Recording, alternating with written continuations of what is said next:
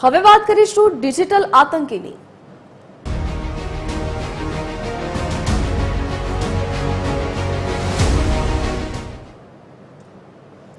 Gujarat anti terrorist સ્ક્વોડને મોટી સફળતા મળી છે, જેમાં ઓપરેશન સિંદૂર વચ્ચે સાયબર ટેરરિઝમ કરનારા આરોપીને નડિયાદ ખાતેથી દબોચી લેવામાં આવ્યો છે।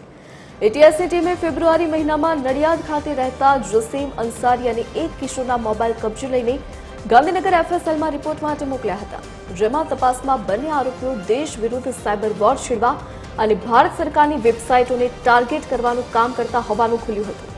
સાયબર આતંકી જસીમ અંસારીના કોર્ટે 5 દિવસના રિમાન્ડ મંજૂર કર્યા છે।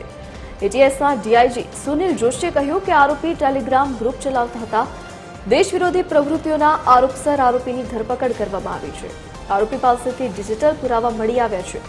તેનો સરકારી વેબસાઇટ ઉપર એટેક કરવાનો પ્લાન હતો। 7 મેના રોજ 20થી વધુ સાયબર એટેક કર્યા હતા। અનેક સરકારી વેબસાઇટો ટાર્ગેટ પર હતી।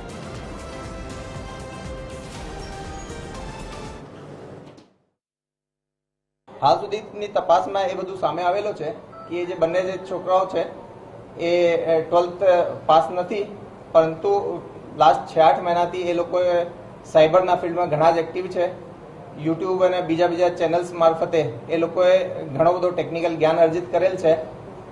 આ જે એન્ક્રિપ્ટેડ ચેટ્સ હોય યા વિવિધ પ્લેટફોર્મ ઉપર કઈ રીતે હેકિંગ થાય એ બાબતમાં એ લોકો ઘણી જાણકારી રાખે છે। એ માટે એ લોકોએ પાયથન લેંગ્વેજ, પાઇડ્રોઇડ ટૂલ્સ, ટ્રમેક્સ ટૂલ જેવા ઘણા બધા ટૂલ્સ અને એપ્લિકેશન્સ અને લેંગ્વેજ વગેરે શીખ્યા છે। જુદી જુદી વેબસાઇટ ઉપરથી જે ડીડોસ હોય છે, ડિસ્ટ્રીબ્યુટેડ ડિનાયલ ઓફ સર્વિસીસ, એના માટેના એ લોકોએ જે ફોર્મ્યુલાઝ છે એ બાબતમાં આ લોકોએ અભ્યાસ કર્યા છે।